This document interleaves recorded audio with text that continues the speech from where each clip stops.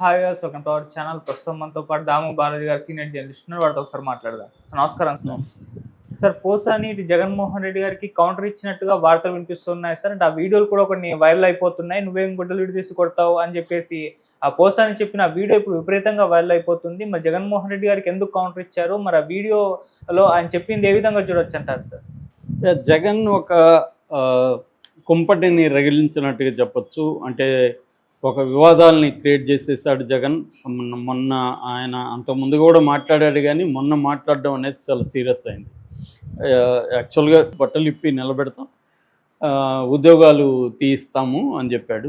So ఈ పోలీసుల్ని బట్టలు ఇప్పి నిలబడతాం అనేది జగన్ ఒక్కడే చెప్పలేదు. నిజానికి చాలామంది చెప్పారు గతంలో కూడా. చంద్రబాబు చెప్పిన వీడియో కూడా ఇప్పుడు బయటకు వచ్చింది.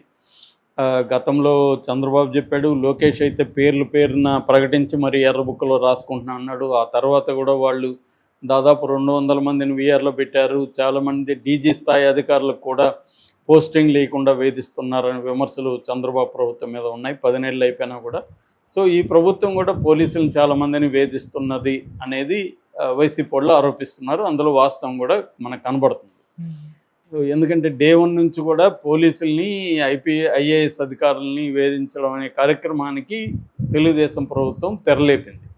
గతంలో జగన్ చేయలేదా? జగన్ కూడా చేశాడు. ఏబి వెంకటేశ్వరరావు లాంటి వాళ్ళని జగన్ ఎంత వేధించాడు. 5 ఏళ్ల పాటు సస్పెన్షన్లో నుంచి కోర్టు చెప్పినా కూడా ఇంకేదో కారణంతో సస్పెన్షన్ కంటిన్యూ చేసి చివరిలో ఆయన రిటైర్ అయ్యే రోజు మాత్రమే ఆయన 1 డే యూనిఫామ్ వేసుకోవాల్సిన పరిస్థితి జగన్ క్రియేట్ చేశాడు.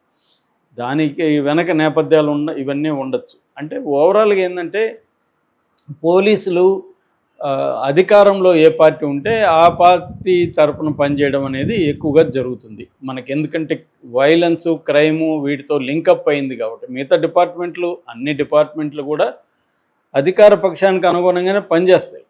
రెవెన్యూ కానీ లేకపోతే మిగతా ఏ డిపార్ట్మెంట్ అయినా అలాగే ఉంటుంది. వీళ్ళ కంట్రోల్లో ఉంటుంది, వీళ్ళు చెప్పినట్టే ఫైనల్గా వింటారు.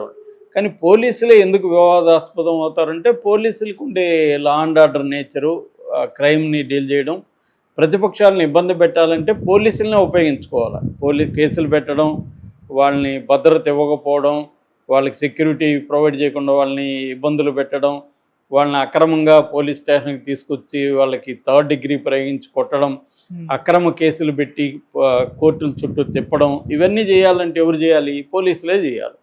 పోలీసులేమో రాజకీయ నాయకుల మాట వినకపోతే వీళ్ళకి అప్పట్లోనే వాళ్ళు శంకరగిరి మాన్యాలకు పంపిస్తాం. బదిలీలు ఎక్కడో పనికిమాలిన చోట బదిలీలు చేసేవాళ్ళు, తర్వాత ఏదో ఒక కారణంతో మెమోలు ఇస్తారు, ప్రమోషన్లు సరిగా ఉండవు.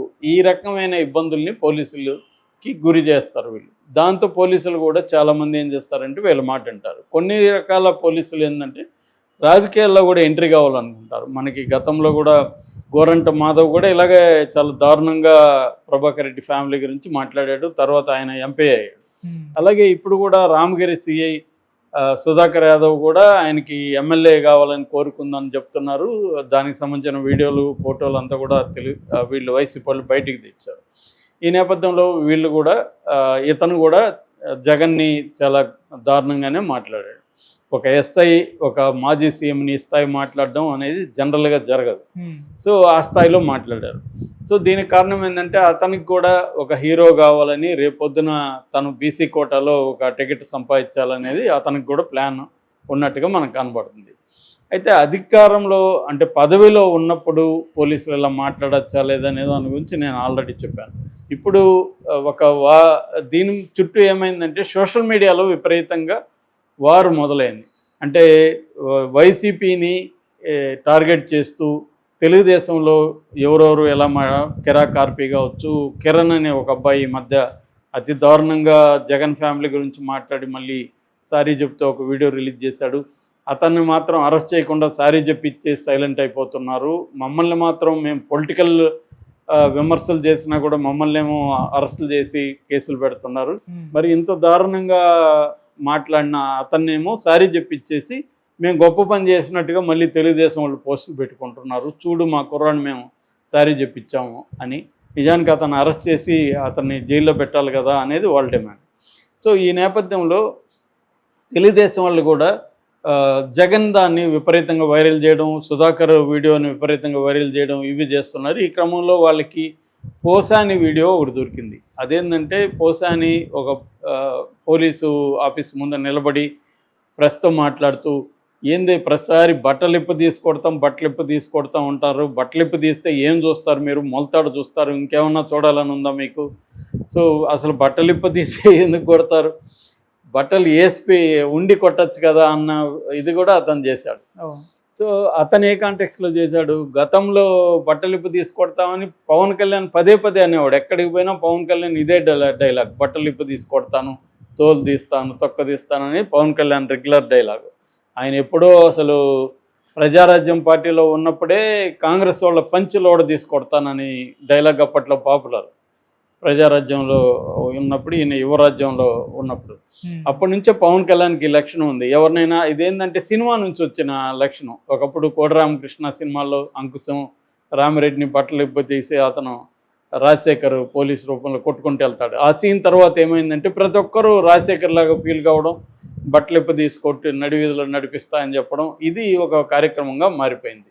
సో దాంతో ఈ పోసాని ఎప్పుడైతే వీళ్ళని ఉద్దేశించి అన్నాడు, పవన్ కళ్యాణ్ని, చంద్రబాబు కూడా బట్టలు ఇప్పు తీస్తానన్నాడు పోలీసుల్ని, లోకేష్ అన్నాడు, లోకేష్ రెడ్ బుక్లో కూడా రాసుకున్నాడు, వీటన్నిటినీ ఉద్దేశించి గతంలో పోసాని ఈ డైలాగ్ వాడాడు. బట్టలిప్పు తీసి అంటారు, బట్టలిప్పు తీసి ఎందుకు కొడతారు, మీరు బట్టలు ఉంచి కొట్టచ్చు కదా, రెండోది మీరేం చేస్తారో చెప్పాలి కానీ మీరు కొడతాను, చించేస్తాను, అక్కడ పెడతాను, ఇక్కడ పెడతాను, ఇదేంది ఇది అనేది అతను తన పద్ధతిలో అతను ఫ్లోలో విమర్శించాడు. దాన్ని ఇప్పుడు జగన్కి అప్లై చేస్తూ జగన్కి షాక్ ఇచ్చిన పోసాని అని టైటిల్ పెట్టి జగన్కి ఉద్దేశించే పోసాని అంటున్నట్టుగా పెట్టారు. కానీ జగన్కి అది కరెక్ట్గా అప్లై అవుతుంది. ఇక్కడ మనకు అర్థం కావాల్సింది ఏంటంటే, ఎవరు అధికారంలో ఉన్నా ప్రతిపక్షాలు ఇదే భాష మాట్లాడతాయి. ఎందుకు, ప్రతిపక్షాలు పోలీస్ వైలెన్స్కి, పోలీసు అక్రమ అరెస్టులకి బలయ్యేదెవరు, ప్రతిపక్షాలే. కాబట్టి ప్రతిపక్షాలకి పోలీసుల మీద కోపం ఉంటుంది. అది కూడా వాళ్ళు, ఆయన జగన్ కానీ అంతకుముందు మాట్లాడిన తెలుగుదేశం వాళ్ళు కానీ మొత్తం పోలీసుల్ని అనలేదు. ఎవరైతే ప్రతిపక్ష అధికార పక్షంతో కుమ్మక్కయ్యి ఒక రాజకీయ నాయకులాగా బిహేవ్ చేస్తూ తమ పట్ల దారుణంగా వ్యవహరిస్తున్నారో ఆ పోలీసులనే అన్నారు.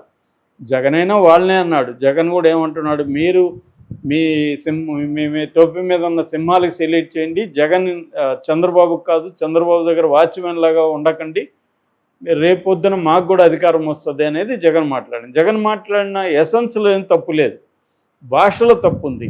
పోలీసుల్ని వాళ్ళు గవర్నమెంట్ ఉద్యోగులు, వాళ్ళు అందరిలాగా మనుషులు, వాళ్ళల్లో ఎవరైనా ఫలాని వ్యక్తి చేస్తే ఆ వ్యక్తిని టార్గెట్ చేసి మాట్లాడచ్చు. కానీ నేను ఈ మొత్తం పోలీసుల్ని, అంటే ఆ తప్పులు చేస్తున్న పోలీసులందరినీ గుడ్డలోడు తీసుకొడతా అంటే అది అందరు పోలీసులకు తగులుతోంది. సో అది గతంలో చంద్రబాబు చేసిన తప్పే, పవన్ కళ్యాణ్ చేసిన తప్పే, లోకేష్ చేసిన తప్పే, జగన్ చేసినా కూడా తప్పే. కాకపోతే ఇది ప్రతి ఒక్కరూ ఈ తప్పు చేస్తూనే ఉంటారు. ఎందుకంటే వాళ్ళ కారణాలు వాళ్ళకు ఉన్నాయి.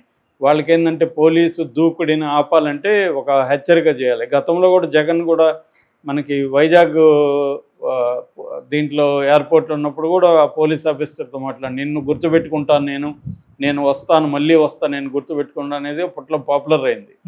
అలాగే వీళ్ళు గుర్తుపెట్టుకొని ఏం చేస్తారు, మహా అంటే వాళ్ళు ట్రాన్స్ఫర్ చేస్తారు, సస్పెండ్ చేస్తారు, అటువంటి ఒక వేధింపులు చేయగలరు. కానీ అంతకంటే అంకుశం సినిమాలలాగా రోడ్డు మీద నడిపించి పోలీసు వాళ్ళని కొట్టలేరు కదా బట్టలిప్పి. ఇదేంటంటే ఒక సింబాలిక్గా హెచ్చరించడం. దాని మీద ఇప్పుడు పోసాని వీడియో వైరల్ చేస్తున్నారు తెలుగుదేశం వాళ్ళు. ఇదేంటంటే మనకు ఆంధ్రప్రదేశ్లో ఒక సోషల్ మీడియా వార్ జరుగుతుంటుంది. వాళ్ళు వీడియోలు తీసుకొస్తారు, వీళ్ళు వీడియోలు తీసుకొస్తారు, ఇలా యాక్టివ్గా జరుగుతుంటుంది అన్నమాట. అది ఇప్పుడు తెలంగాణకు కూడా వచ్చేసింది. ఎందుకంటే బీఆర్ఎస్ కూడా ఇక్కడ యాక్టివేట్ అయిపోయింది బాగా. వాళ్ళకి కూడా అర్థమైంది సోషల్ మీడియా రోల్ ఏంటి. గతంలో కూడా మేము ప్రజలకి చేసే కార్యక్రమంలో బదులు ఒక 100 యూట్యూబ్ ఛానల్ పెట్టుకుంటూ మేము గెలుచుండే వాళ్ళం అని కేటీఆర్ అన్నాడు. సో ఇదేంటంటే సోషల్ మీడియా వార్గా మారిపోయింది. కాబట్టి ఇప్పుడు పోసాని వీడియో కూడా బయటకు వచ్చింది. Okay sir, thank you so much.